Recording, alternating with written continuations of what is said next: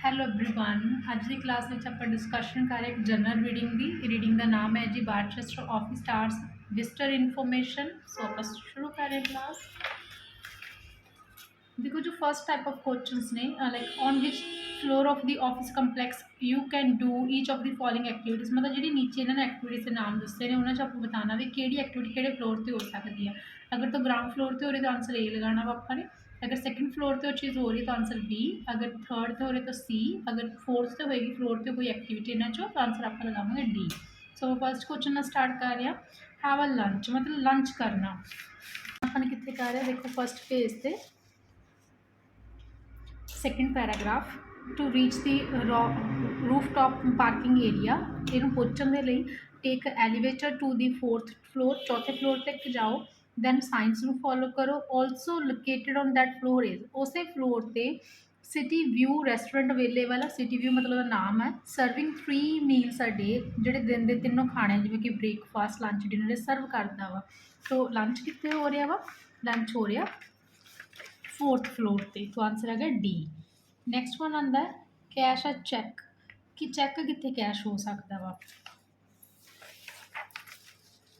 First page पे last वाला paragraph आप आ रहे उपरों थर्ड लाइन पे ऑन दी थर्ड फ्लोर तीसरे फ्लोर पर you will find a branch of the national bank जोड़ा नैशनल बैंक वो एक ब्रांच इतने खुल रखी है all the basic banking service are offered सारिया ही जी बेसिक बैंकिंग सर्विस ने उत्थे दत्तियां जांदियां ने तो सैकेंड का अपना कितने आ रहा लाइक थर्ड फ्लोर पर बैंकिंग सर्विस ने तो इन्हें क्या कि अगर थर्ड फ्लोर का आंसर सी इस करके अपना आंसर आया सैकेंड का सी नैक्सट लाइक थर्ड क्वेश्चन अपना है मेल एंड लैटर लैटर कितने आप सेंड कर सकते मतलब कि डिपार्टमेंट है जिते आप लैटरस में सेंड कर सकते हैं थर्ड के लिए आप जा रहे हैं फर्स्ट पेज से अगेन सेम फोर्थ पैराग्राफ देखो ये लिखा हुआ इतने a small branch office is located down the hall तो यानी कॉपी सेंटर गया वा तो इतों ही आप लीड करना पहले क्योंकि इतने फ्लोर मैंशन नहीं क्योंकि थर्ड फ्लोर की जगह डिस्क्रिप्शन स्टार्ट हो गई सी तो आप थर्ड पैराग्राफ से पहले जा रहे हैं इतने देखो ने की लिखा वा कि जोड़ा ये वाला ऑफिस है number of business service offer कर रहा वा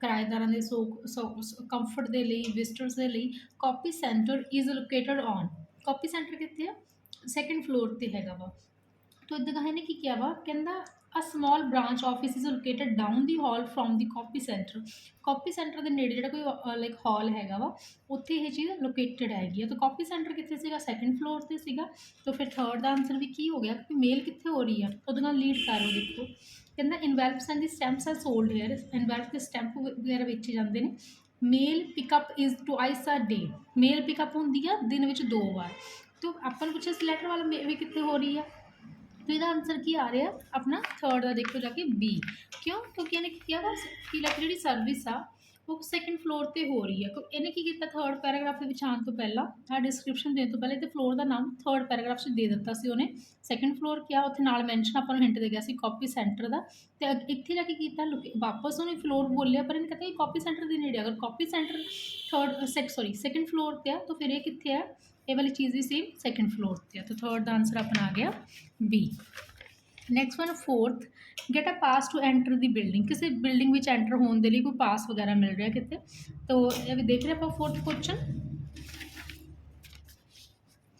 सेम फर्स्ट पैराग्राफ फर्स्ट बिल्कुल welcome to the Barchester office star visitors must register with the security desk in order to obtain a visitor's badge and be allowed entrance to the building इतने देखो अपनी उन्होंने प्राप्त करना visitors का बैज उन्होंने मिलेगा तो उन्होंने परमिशन भी इतनी मिलती है बिल्डिंग एंटर करने की तो फोर्थ ये जो सेम चीज़ सी कितने लोकेटेड हैगी है security desk is located on the ground floor तो जो डेस्क है वाला है ग्राउंड फ्लोर पर अवेलेबल तो फिर फोर्थ का अपना आंसर कि अपन जी एंट्रेंस लिए परमिशन कितों मिली सी पास कितों बैज कितों मिल रहा है विजिटर्स को वो ग्राउंड फ्लोर पर मिल रहा है तो फोर्थ का आंसर आ गया अपना A next one read a newspaper कितने पढ़ सकते हो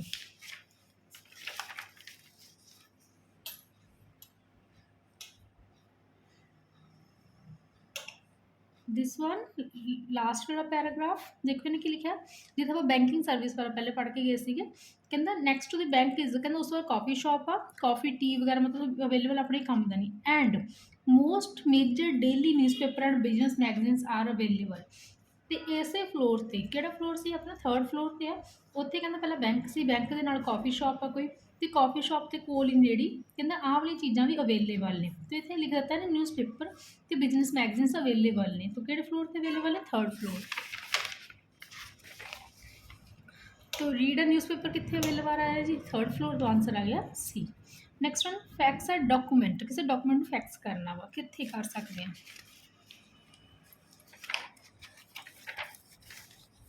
फस्ट पेज पे देखो 3rd पैराग्राफ बनता वा, इन्हें कि असी ऑन द सैकेंड फ्लोर जो आप इतने तक पढ़िया से पहले भी photocopy and fax service are available here. तो फिर जी फैक्स सर्विस नो कितने ने 2nd फ्लोर पर अवेलेबल ने। ਹੁਣ ਇੱਧਰ ਆ ਕੇ ਦੇਖੋ ਬੀ ਕਿਹਦੇ ਵਿੱਚ ਆਪਸ਼ਨ ਆ ਰਿਹਾ 2nd ਫਲੋਰ ਦਾ ਆਂਸਰ ਮਤਲਬ ਬੀ ਬਣ ਰਿਹਾ ਵਾ। ਤਾਂ ਆਪਣਾ 6 ਦਾ ਆਂਸਰ ਆ ਗਿਆ ਬੀ। ਨੈਕਸਟ ਵਨ ਆ look at map of the building, ਜਿਹੜਾ ਬਿਲਡਿੰਗ ਦਾ ਮੈਪ ਆ ਉਹ ਕਿਹੜੇ ਫਲੋਰ 'ਤੇ ਆਪਾਂ ਨੂੰ ਦੇਖਣ ਨੂੰ ਮਿਲਦਾ ਵਾ।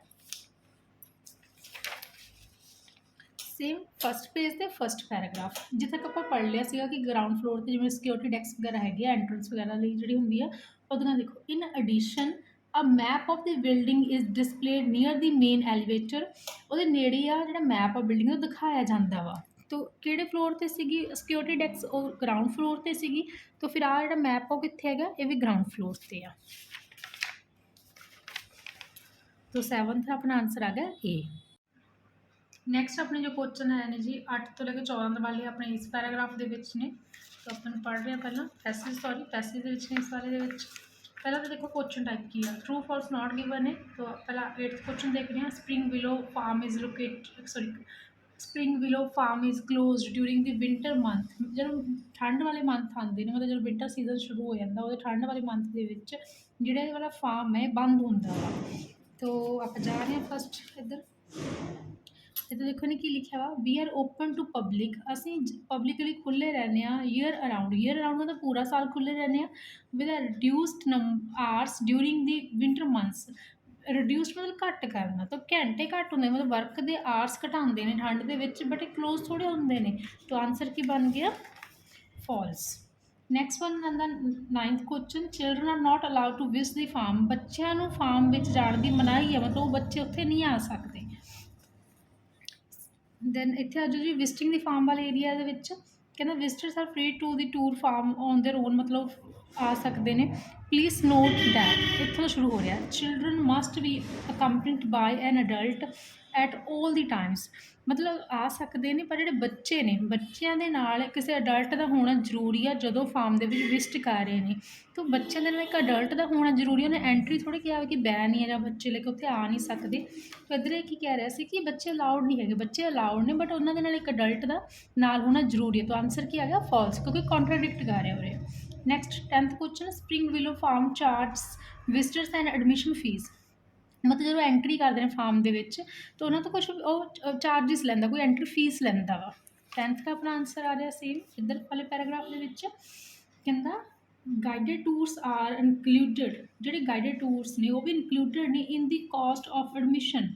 ਮਤਲਬ ਜੋ ਫੀਸ ਲੈ ਰਿਹਾ ਕਾਸਟ ਆਫ ਐਡਮਿਸ਼ਨ ਲੈ ਰਿਹਾ ਉਹਦੇ ਵਿੱਚ ਆਹ ਵੀ ਚੀਜ਼ ਅਵੇਲੇਬਲ ਆ ਜਾਂ ਫੈਸਿਲਿਟੀ ਵੀ ਉਹ ਦੇ ਰਿਹਾ ਉਹਨਾਂ ਨੂੰ ਪਰ ਤੋਂ ਮਤਲਬ ਕਾਸਟ ਤੋਂ ਲੈ ਰਿਹਾ ਨਾ। ਤਾਂ ਆਨਸਰ ਕੀ ਬਣ ਗਿਆ ਟਰੂ। ਨੈਕਸਟ ਵਨ ਆਉਂਦਾ ਦੀ guided tours last 2 hours, last ਮਤਲਬ ਵੱਧ ਤੋਂ ਵੱਧ ਉਹ 2 ਘੰਟੇ ਤੱਕ ਚੱਲਦੇ ਨੇ ਇਹ ਵਾਲੇ ਟੂਰ ਮਤਲਬ 2 ਘੰਟੇ ਦਾ ਟਾਈਮ ਲੱਗਦਾ ਉਹਨਾਂ ਟੂਰਸ ਨੂੰ। ਤਾਂ ਆਪਾਂ ਦੇਖਣਾ ਡਿਊਰੇਸ਼ਨ ਦੱਸਿਆ ਉਹਨਾਂ ਤੋਂ ਗਾਈਡਡ ਟੂਰਸ ਦੀ। ਦੇਖੋ ਇਹਨੇ ਇੰਨਾ ਕਰਕੇ ਛੱਡ ਦਿੱਤਾ ਸੀਗਾ ਵੀ ਗਾਈਡਡ ਟੂਰਸ ਜਿਹੜੇ ਹੈਗੇ ਨੇ ਉਹ ਕਾਸਟ ਆਫ ਜਿਹੜੀ ਹੈਗੀ ਐਡਮਿਸ਼ਨ ਦੇ ਵਿੱਚ ਸ਼ਾਮਿਲ ਨੇ। ਦੈਨ ਉੱਦਾਂ ਕਹਾਂ ਵੀ ਆ ਬਿਲਡਿੰਗ ਜਿੰਨੇ ਵਜੇ ਜਾਂਦੇ ਨੇ ਟਾਈਮਿੰਗ ਵੀ ਦੇ ਦਿੱਤੀ ਆ ਬਟ ਇਹਨੇ ਕਿਤੇ ਜਿਹੜੀ ਨੋਰਮਲ ਟੂਰਸ ਉਹ ਕਹਿ ਰਿਹਾ ਵਾ ਪਰ ਗਾਈਡਡ ਟੂਰਸ ਵਾਲੀ ਤਾਂ ਡਿਊਰੇਸ਼ਨ ਦੱਸੀ ਨਹੀਂ ਹੈਗੀ ਉਹਨੇ ਕੀ ਦੇ ਰਿਹਾ ਕਿ ਨਹੀਂ ਦੇ ਰਿਹਾ ਵਾ। ਤਾਂ ਆਨਸਰ ਕੀ ਬਣ ਗਿਆ note given. Next one the museum has gifts for sale, ਜਿਹੜਾ ਮਿਊਜ਼ੀਅਮ ਇੱਥੇ ਮਤਲਬ ਤੋਹਫੇ ਵੀ ਹੈਗੇ ਨੇ ਸੇਲ 'ਤੇ ਮਤਲਬ ਵੇਚਣ ਦੇ ਲਈ ਤੋਹਫੇ ਵਗੈਰਾ ਉੱਥੇ ਹੈਗੇ ਨੇ ਪਏ ਨੇ ਉਹ ਵੇਚਦਾ ਵਾ। 12 ਦਾ ਆਪਣਾ ਆਨਸਰ ਆ ਰਿਹਾ ਸੇਮ ਇੱਧਰ ਵਾਲੇ ਪੈਰਾਗ੍ਰਾਫ ਵਿੱਚ ਦੇਖੋ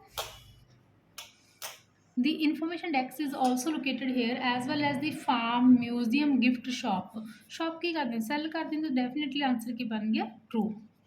ਨੈਕਸਟ ਵਨ ਆ 13 number question farmers are offered a special discount on classes. ਕਹਿੰਦਾ ਅਗਰ ਫਾਰਮਰਸ ਨੇ ਕਲਾਸਿਸ ਉੱਥੇ ਲਗਾਉਂਦੇ ਨੇ ਉਹ ਕੋਈ ਜੁਆਇਨ ਕਰਦੇ ਨੇ ਕਲਾਸਿਸ ਉਹਨਾਂ ਦੀਆਂ ਤਾਂ ਉਹਨੂੰ ਸਪੈਸ਼ਲ ਡਿਸਕਾਊਂਟ ਮਿਲਦਾ ਵਾ।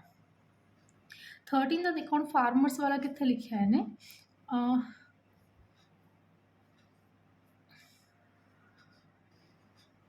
ਇੱਥੋਂ ਦੇਖੋ ਗਾਹਾਂ ਲਿਖਿਆ ਨੇ, ਆਹ ਵਾਲਾ ਕਲਾਸਿਸ ਵਾਲਾ, the museum offer classes on the various aspects of farming and farm history 2 evenings a week through the year. ਪੂਰੇ ਸਾਲ ਦੇ ਵਿੱਚ ਜਿਹੜੀ 2 ਇਵਨਿੰਗਸ, ਮਤਲਬ ਜਿਵੇਂ ਨਾ ਸਿਸਟਮ ਰੱਖਿਆ ਹਫ਼ਤੇ 2 ਇਵਨਿੰਗਸ ਦਾ, ਕਿ ਸ਼ਾਮ ਨੂੰ ਇਹ ਕਲਾਸਿਸ ਦਿੰਦਾ ਵਾ, ਉਹ ਵੀ ਵੇਰੀਅਸ ਜਿਹੜੀ ਫਾਰਮਿੰਗ ਨਾਲ ਸੰਬੰਧਿਤ ਕੋਈ ਚੀਜ਼ਾਂ ਨੇ ਉਹਨਾਂ ਗੱਲਾਂ ਬਾਰੇ ਦੱਸਦਾ ਵਾ। ਤੇ ਬਟ ਇਹਨੇ ਕੀ ਲਿਖਿਆ ਸੀ, ਫਾਰਮਰਸ ਨੂੰ ਡਿਸਕਾਊਂਟ ਮਿਲਦਾ। ਫਾਰਮਰਸ ਦੇ ਡਿਸਕਾਊਂਟ ਬਾਰੇ ਤਾਂ ਕੋਈ ਡਿਸਕ੍ਰਿਪਸ਼ਨ ਨਹੀਂ ਦੇ ਰਿਹਾ, ਇਹਨੂੰ ਉਦੋਂ ਸਿੰਪਲੀ ਆ ਦੱਸਿਆ ਵੀ ਉਹ ਪੜ੍ਹਾਉਂਦੇ ਕੀ ਨੇ, ਮਤਲਬ ਸਿਖਾਉਂਦੇ ਨਹੀਂ ਕਿ ਉਹ ਕਲਾਸਿਸ ਦੇ ਵਿੱਚ ਸਿਖਾ ਕੀ ਰਹੇ ਨੇ। ਉਦੋਂ ਇਹਨੇ ਲਿਖਿਆ ਵਾ ਅਪਕਮਿੰਗ ਕਲਾਸਿਸ ਦਾ ਅਗਰ ਤੁਸੀਂ ਕੋਈ ਜਾਣਨਾ ਇਨਫੋਰਮੇਸ਼ਨ, ਤੁਸੀਂ ਇਹਨਾਂ ਨੂੰ ਲਾਈਕ ਕੰਟੈਕਟ ਕਰ ਲਓ। ਇਨ ਐਡੀਸ਼ਨ ਜਿਹੜੇ ਕਲਾਸਿਸ ਨੇ ਕਹਿੰਦਾ ਫਾਰਮਿੰਗਸ ਦੇ ਜਿਹੜੇ ਰਿਲੇਟਡ ਨੇ, ਤੁਹਾਡੇ ਕਲੱਬ ਵਗੈਰਾ 'ਚ ਵੀ ਆ ਕੇ ਕਰ ਸਕਦੇ, ਤੁਹਾਡੇ ਗਰੁੱਪ ਲਈ ਵੀ ਇਹ ਕਰ ਸਕਦੇ ਨੇ।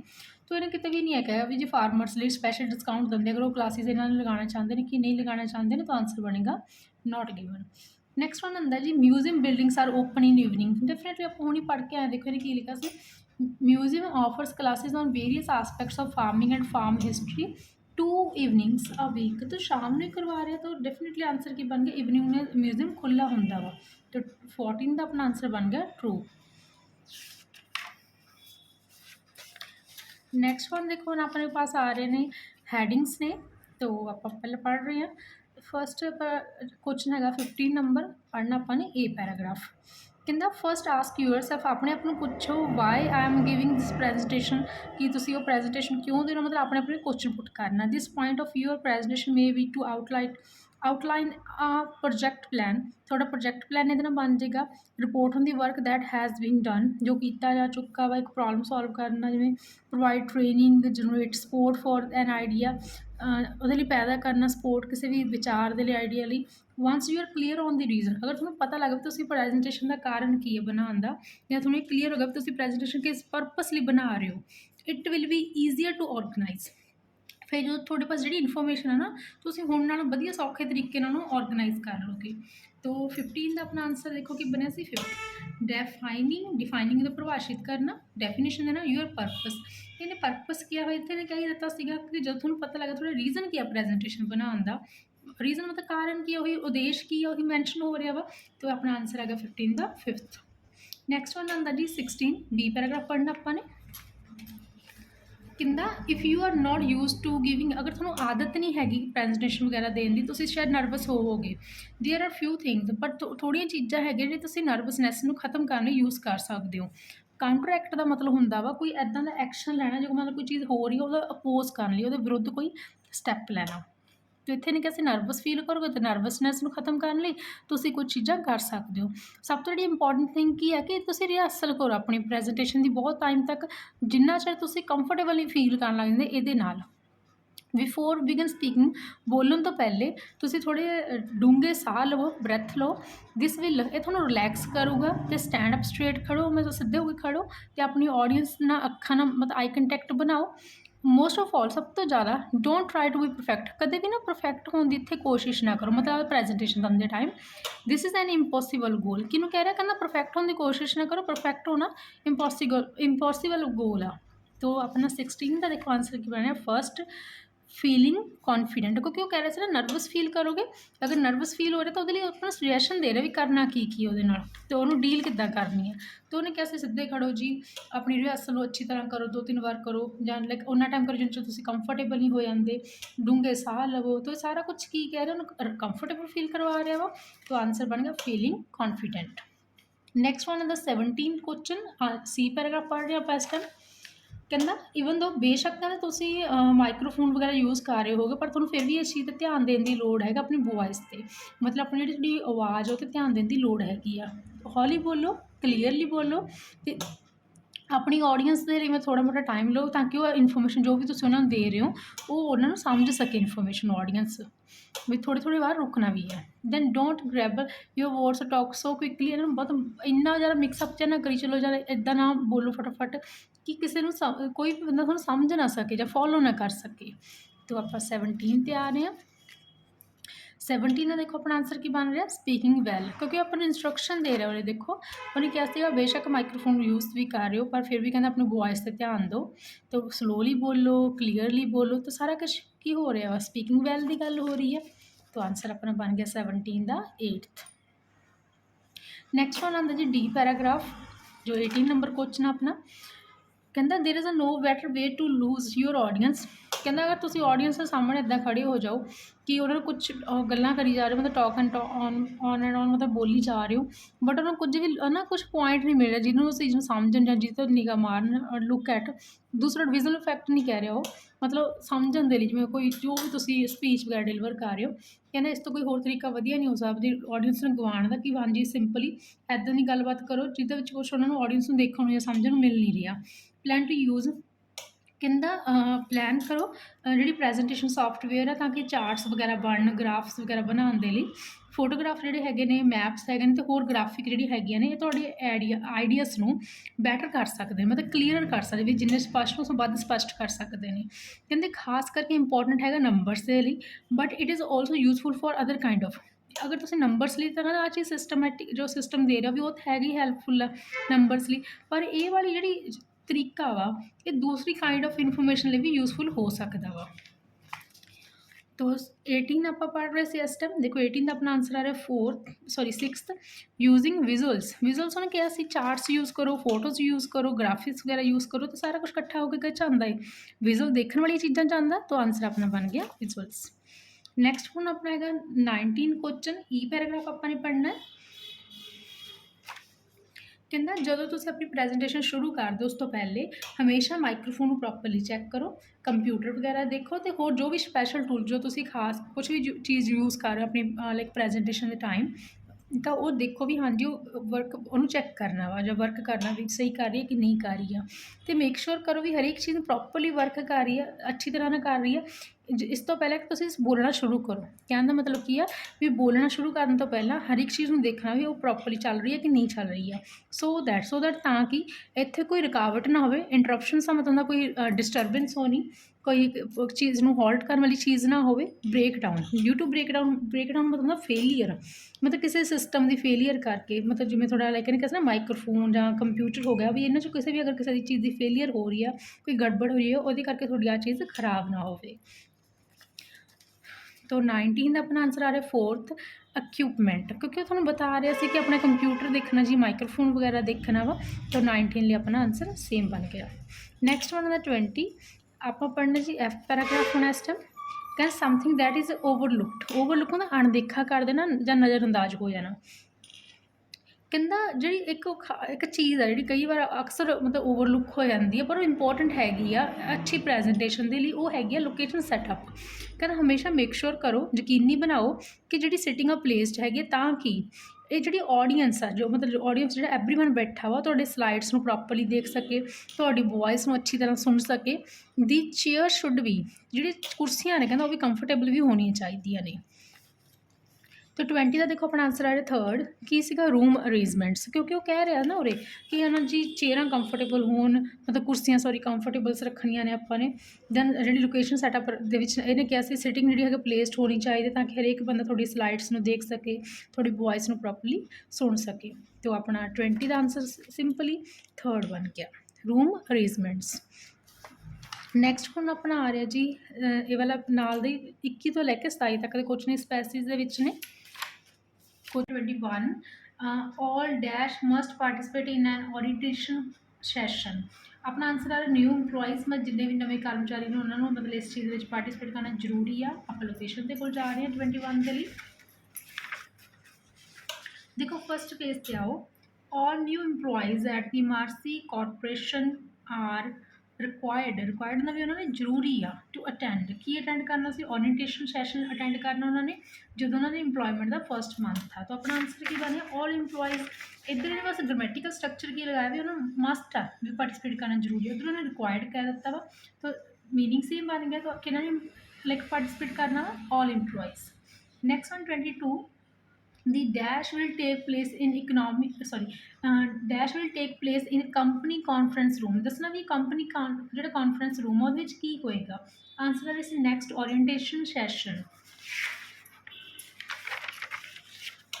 ਸੇਮ ਦੇਖੋ ਹੁਣੀ ਪੈਰਾ ਪੜ੍ਹ ਕੇ ਹਟਿਆ। ਦੀ next orientation session will be held on date ਦੇ ਦਿੱਤੀ ਆ, ਕਿੱਥੇ ਹੋ ਰਿਹਾ ਇਨ ਦੀ ਕੰਪਨੀ ਕਾਨਫਰੰਸ ਰੂਮ। ਤਾਂ ਆਂਸਰ ਆ ਗਿਆ ਨੈਕਸਟ ਓਰੀਐਂਟੇਸ਼ਨ ਸੈਸ਼ਨ। तो 22 का अपना हो गया सॉल्व जी question. Next one 23, the manual should be read before, पढ़िया जाना चाहिए वा बिफोर मतलब कि चीज़ करे जाने तो पहला।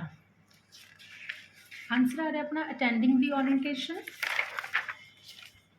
सेम इधर आओ जी फर्स्ट पेज से, employees are requested to read employee manual and submit the signed statement prior to attending the orientation। Attending ਮਤਲਬ ਉਹਨੂੰ ਅਟੈਂਡ ਕਰਨ ਤੋਂ ਪਹਿਲੇ ਉਹਨਾਂ ਨੇ ਜ਼ਰੂਰੀ ਹੈਗਾ ਵਾ ਕਿ ਹਾਂਜੀ ਉਹ ਇਸ ਚੀਜ਼ ਨੂੰ ਸਬਮਿਟ ਕਰਨ। ਇਹਦਾ ਆ ਵਕੈਬ ਦਾ ਮੀਨਿੰਗ ਦਾ ਪ੍ਰਾਇਰ ਦਾ ਮਤਲਬ ਹੁੰਦਾ ਪਹਿਲਾਂ, ਤਾਂ ਮੀਨਸ ਆ ਇਵੈਂਟ ਤੋਂ ਪਹਿਲੇ ਆ ਕੰਮ ਕਰਨਾ ਜ਼ਰੂਰੀ ਆ। तो इधर ने क्या किया सिग्नल लगाता बस, इधर ने बिफोर कहता उधर दूसरी वकैब लगा के, तो किस इवेंट तो पहले की करना वा अटेंडिंग दी ओरिएंटेशन करन तो पहले उन्होंने चीज़ पढ़नी सी। तो आंसर अपना 23 बन गया attending the orientation. Next one 24th question, the employee manual contain information, मतलब ये आ वाली इनफॉर्मेशन हैगी कंटेन मतलब वो वाली इनफॉर्मेशन जो वो ये वाली इनफॉर्मेशन वो हैगी आ अबाउट कंपनीज किस चीज़ बारे इनफॉर्मेशन पाई जा रही है। 24 का अपना आंसर देखो सैकेंड पेज से, Marcy corporation employee manual has been provided to inform our employees about, कहते ये दता गया वा साढ़े इंप्लॉयज़ में आ चीज़ दसन के लिए की दस रहा वा अबाउट कंपनीज प्रोसीजरस एंड पॉलिसीज। तो ये इनफॉर्मेशन कादे बारे है कंटेन हो इनफॉर्मेशन हैगी है, तो ये कहना दता गया वा आ चीज़ इनफॉर्मेशन देने के लिए, तो कड़ी इनफॉर्मेशन दे रहा कंपनी के प्रोसीजरस एंड पॉलिसीज। तो अपने 24 डन हो गया वा हम क्वेश्चन। नैक्सट 25 ते आ रहे हैं, the signed statement should be submitted to, the signed statement देनी किसनों कहता लाइक रिव्यू लिखते तो बाद statement below should be signed, इन साइन करना स्टेटमेंट नू एंड रिटर्न टू वापस किनू देनी है इंप्लॉयज़ सुपरवाइजर। तो मतलब स्टेटमेंट वापस किनू दत्ती जा रही है अगेन सबमिट किनू करवाई जा रही है इंप्लॉयज़ के सुपरवाइजर नू दत्ती जा रही है। तो इन्हें क्या सगा signed statement should be submitted to देनी कि वापस इंप्लॉयज़ सुपरवाइजर आ रहा आंसर है। तो 25 अपने दी लोकेशन रही जी आ वाली। नैक्सट वन आंदा 26 dash will answer question about the content of manual, जो भी मैनुअल के मटीरियल लैके कंटेंट मतलब जो मटीरियल वगैरह वो उस चीज़ को लैके जो भी क्वेश्चन आंसर किने देने ने। इतने देखो इन्हें लिखा वा कहना if there are any question, अगर कोई भी क्वेश्चन हैगे ने ये कंटेंट को लैके they should be submitted in writing written form लिख के देने ने कि देने ने ह्यूमन रिसोर्सिज। तो आंसर कौन दे रहा है क्योंकि क्वेश्चन इन्होंने दे रहा है तो आंसर मतलब इतना ही आ रहा वा। तो 26 का आंसर आ गया ह्यूमन रिसोर्सिज। नैक्सट क्वेश्चन है the due date for signed statement is, मतलब कदों तक इन्हें सबमिट करवाना ड्यू डेट वो कदों आ, इतने देखो लास्ट लिखा प्लीज सबमिट बाय मार्च 15। तो आंसर क्या आ गया मार्च 15 अपना 27 का आंसर है। नैक्सट अपने क्वेश्चन आते हैं 28 to 40। So first question type A वाली भी कहना जी नीचे डिस्क्रिप्शन दत्तियां हुई उन्होंने देखो, फिर जी डिफरेंट तरह के कैन्यू वाले अपन नाम दत्ते ने उन्हें अपना देखना भी कि डिटेल है कि डिस्क्रिप्शन है कि टाइप ऑफ कैन्यू ना मैच करती है। सो फर्स्ट आप स्टार्ट कर रहे हैं हैल्ड टूगैदर विद रोप, रस्सी की हैल्प के ना कट्ठे बन्ने जाते हैं। सैकेंड पेज से देखो इतने नाम लिखा वा plant canoe they created their canoe by cutting, इतों मतलब एक्सट्रा इनफॉर्मेशन दे रहा कि रेडवुड वगैरह ट्री तो लैके आते हैं, इतों स्टार्ट हो रहा they lash the planks together उन्होंने होल वगैरह करके उन्होंने कट्ठे बन्नते हैं। Tie them with cord, cord मतलब होंगे रस्सी को कह देंगे तो उधर उन्हें रोप किया वा इधर उन्हें कॉड कहता सेम हो गया वा। टाई का मतलब होंगे बन्नना किसी चीज़ को लाइक नाल जोड़ना। तो इन्हें कहता है हेल्ड टूगैदर मतलब भी हो गया सेम जोड़ना। तो बनने जा रहे हैं कादर बनने जा रहे हैं रोपना बनने जा रहे हैं, उधर उन्हें सिरा लगाता कॉर्ड, तो किहड़े बनने जा रहे हैं प्लैंक वाले क्योंकि उन्हें सैकेंड लाइन च पहला ही नाम मैंशन कर दिता सीगा। तो 28 का अपना आंसर हो गया सी। Next one made from the hollowed out logs, मतलब जो मोटा थले दरख्त का तना जो होंगे वा उन्होंने अंदर खोखला करके जो बनाए जाते हैं वो वाली टाइप आप देखनी है। फस्ट पेज से थर्ड पैराग्राफ उपरों पहली लाइन तो लग रही है dug out a canoe created from the single tree trunk, मोटे तने तो बनाया जाता है वाला जो डग आउट होंगे वा। डग का मतलब खोदना होंगे अंदर चीज़ को किस चीज़ को has been used in many areas. इतों है extra description simple versions of hollowed out logs were ਕਹਿੰਦੇ ਜਿਹੜੇ ਇਹ ਵਾਲੀਆਂ ਚੀਜ਼ਾਂ ਸੀ ਸਿੰਪਲ ਵਰਜਨ ਨੇ, ਕਾਹਦਾ ਵਰਜਨ ਨੇ, ਹੋਲੋਡ ਆਊਟ ਜਿਹੜੇ ਲੌਜ ਨੇ ਉਹ ਟਾਈਪ ਦੇ ਨੇ ਜਿਹੜੇ ਨੇਟਿਵ ਪੀਪਲ ਆ ਵਾਲੇ ਏਰੀਆ 'ਚ ਯੂਜ਼ ਕਰਦੇ ਸੀਗੇ। ਤਾਂ ਕਿਹੜੇ ਅੰਦਰੋਂ ਖੋਖਲੇ ਕਰਕੇ ਬਣਾਏ ਜਾ ਰਹੇ ਨੇ, ਉਹ ਹੈਗੇ ਨੇ ਡਗ ਆਊਟਸ। ਤਾਂ ਆਪਣਾ 29 ਦਾ ਆਂਸਰ ਆ ਗਿਆ ਬੀ, ਕਿਉਂਕਿ ਬੀ ਵਿੱਚ ਡਗ ਆਊਟ ਇੱਥੇ ਲਿਖ ਰੱਖਿਆ ਵਾ। ਹੁਣ ਆਉਂਦਾ 30, made waterproof with gum and grease. Grease ਤੇ ਉਹਨੂੰ ਕੋਈ ਗਮ ਵਗੈਰਾ ਲਗਾ ਕੇ ਉਹਨੂੰ ਵਾਟਰਪ੍ਰੂਫ ਕੀਤਾ ਜਾ ਰਿਹਾ ਵਾ, ਦੇਖਣਾ ਵੀ ਕਿਹੜੇ ਵਾਲਾ ਵਾ। ਫਸਟ ਪੇਜ ਤੇ ਇਹ ਰਿਹਾ ਜੀ ਸੈਕੰਡ ਪੈਰਾਗ੍ਰਾਫ। ਇੱਥੇ ਕਹਿਣਾ ਪਹਿਲੀ ਲਾਈਨ 'ਚ ਇਹਦੇ ਨਾਮ ਮੈਂਸ਼ਨ ਕਰ ਦਿੱਤਾ ਵਾ, ਦੇਖੋ ਬ੍ਰਚ, ਬਾਕ, ਕੈਨਿਊ। तो उदू का ਇਹਨੇ ਕੋਈ ਵੀ ਨਵਾਂ ਨਾਮ ਨਹੀਂ ਲਿੱਤਾ, ਉਹੀ ਸੇਮ ਟਾਈਪ ਦੀ ਡਿਸਕ੍ਰਿਪਸ਼ਨ ਦੇ ਰਿਹਾ ਵਾ। ਇੱਥੋਂ ਤੋਂ ਕਹਿ ਰਿਹਾ after the bark was sewn to frame, ਜਦੋਂ ਉਹਨੂੰ ਸਿਓ ਦਿੰਦੇ ਜੋੜ ਦਿੰਦੇ ਉਹਦੇ ਨਾਲ। Then canoes were then sealed. Sealed ਦਾ ਮਤਲਬ ਕਿਸੇ ਨੂੰ ਵਾਟਰਪ੍ਰੂਫ ਕਰਨਾ ਹੁੰਦਾ ਤਾਂ ਕਿ ਦੂਸਰੀ ਕੋਈ ਚੀਜ਼ ਜਾਂ ਕੋਈ ਮਿਕਸਚਰ ਇਹਦੇ ਵਿੱਚ ਐਂਟਰ ਨਾ ਹੋ ਸਕੇ। तो सील्ड हो गया, उधर उन्होंने वाटरप्रूफ किया था। काहदे नाल वाटरप्रूफ किए जा रहे हैं, विद अ मिक्सचर ऑफ ये रहा गम एंड ब्रीज। तो किहड़े फिक्स किए जा रहे हैं, ब्राच, बार्क, कैन्यू। तो अपना 30 का आंसर आ गया ए, तो इतने नाम मैंशन सीगा। दैन आता है 31, constructor with the use of both fire and water. देखना भी इन्हां च किहड़े दी बनाउण समय पानी ते जिहड़ी अग है दोनों की यूज़ होंदी आ। 31 फस्ट पेज की सेम लास्ट वाली 4-5 लाइन आप देख रहे हैं। देखो इन्हें इतना तक नाम बोल दिता सी, आप हुणे पढ़ के हटिया, उदों फिर लीड कर लो this one the opening of. इतने फिर नाम दसता डग आउट्स वाले का। दैन आप सारा इतने तक सेम डिस्क्रिप्शन चल रही है भी हाँ जी टूल वगैरह दस रहे भी पहला किदा ने टूल से हुण किदा दे ने। इत्थों देख रहे हैं वंस दी कैन्यू वॉज काफ्ट, जो दी मतलब उन्होंने खुरच के जिदा भी डिजाइनिंग देने दे दी गई है, तो फिर की करते सी उन्होंने पानी ना फिल करते थे। फिर उन्होंने पानी नूं उबालन लई लिता जाता सी स्टोन ते, हीटड ऑन अ फायर। उन्होंने फायर से लैके गर्म किया जाता सी पानी नूं। तो इहदे विच पानी का यूज़ भी है ते फायर का यूज़ भी है। तो अपना 31 का आंसर देखो कि डग आउट्स ने, क्योंकि उन्हें ऑलरेडी आ चीज़ के नाम मैंशन कर दिता सीगा। तो अपना 31 हो गया हूँ कंप्लीट। नैक्सट वन आने 32 ते easy to carry over land, मतलब ढोआ ढवाई लिए सौखे ने। कैरी समझ ढोआ ढवाई करना, ट्रांसपोर्ट करना किस चीज़ को। 32 ते जा रहे हैं आप,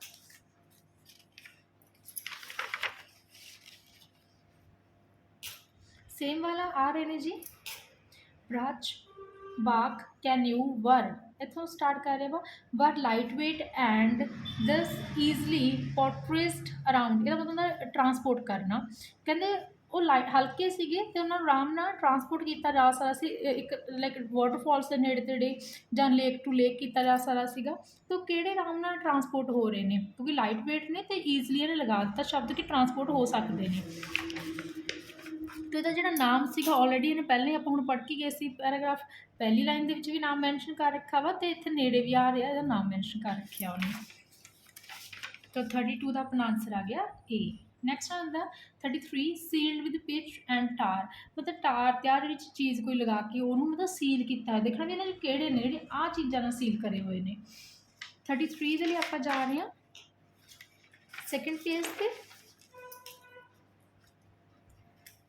इतों का देखो इन्हें नाम इतने दसिया प्लांक वालियां दा, तो उदों फिर आप पढ़ लिया सीगा। दैन हुण इत्थों तो आ रहा दे लैश की, मतलब आप पढ़ लिया सी भी हाँ जी उन्होंने होल करके टाई करते थे आ चीज़ के नाल।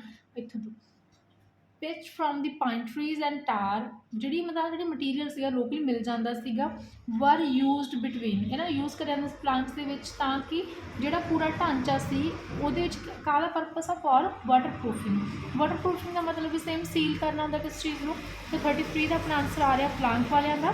तो प्लांट की टाइप किहड़ी है, सी वाली लिखी ने नाम। तो आंसर आ गया 33 का सी।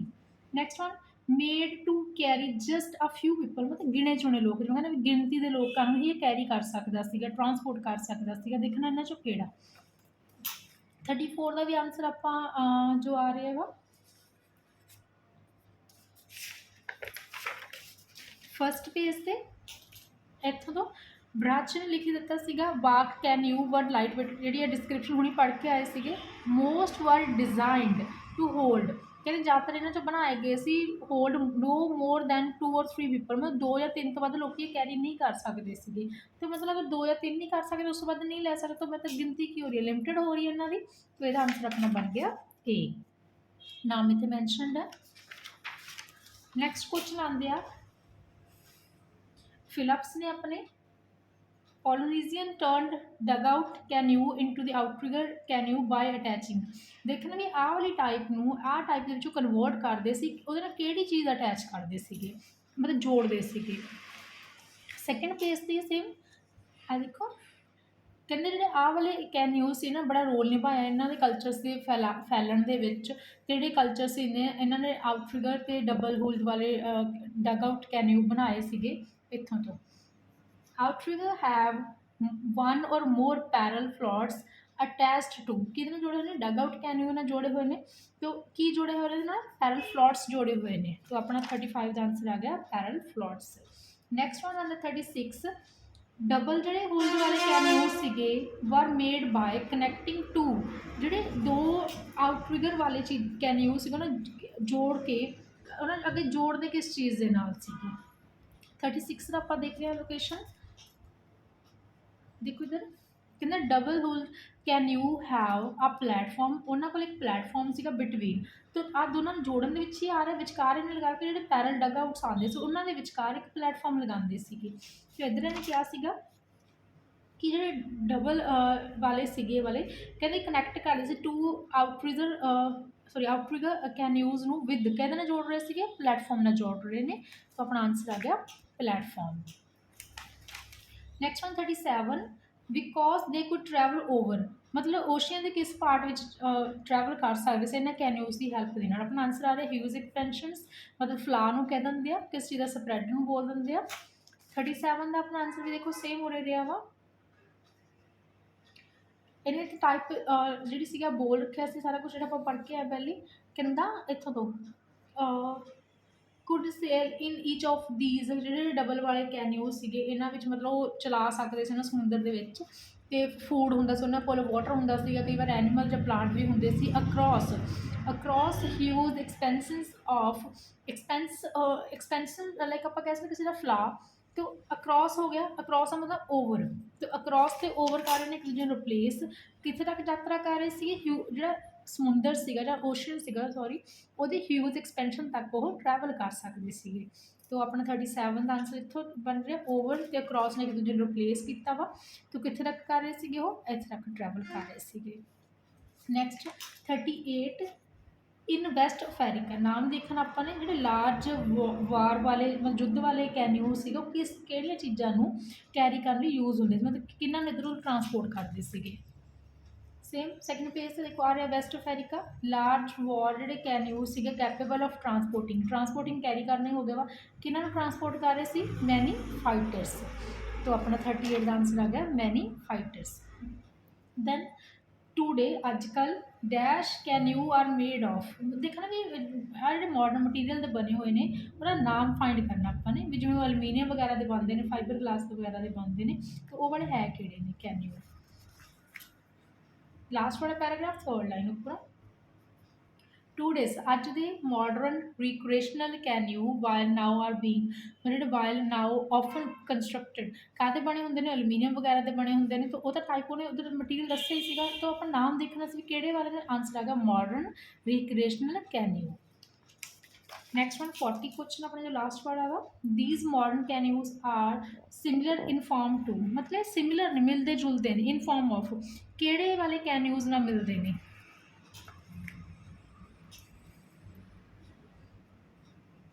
लास्ट वाले पे आओ जी, जो हुणी आप पढ़ के हटे हैं। दैन इतने आ रहे हो अदर सिंथैटिक मटीरियल्स वगैरह तो बने होंगे ने स्टिल। तो जो मॉडर्न वाले की गल करें कहते हजे भी जो वाले ने स्टिल रिटेन होंगे किस चीज़ को वरतों रखना या यूज़ रखना, retain the use retain the shape and basic design of. तो मतलब हजे भी यूज़ जो मॉडर्न रिक्रिएशनल वाले कैन्यू बना रहे हैं ये हजे भी यूज़ करते हैं शेप में, और डिज़ाइन जो बेसिक डिज़ाइन सीगा जो ब्राच बाक वाले कैन्यूज़ का हुंदा सीगा। तो मतलब कि मिलते जुलते हैं, ब्राच वाले बाक ना मिलते हैं। तो 40 का अपना आंसर हो गया जी ਦਿਸ ਵਨ ਨੀਚੋਂ ਥਰਡ ਲਾਈਨ ਤੇ। ਆਈ ਹੋਪ ਤੁਹਾਡੀ ਇਹ ਰੀਡਿੰਗ ਹੈਲਪਫੁਲ ਰਹੀ ਹੋਏਗੀ। Thank you.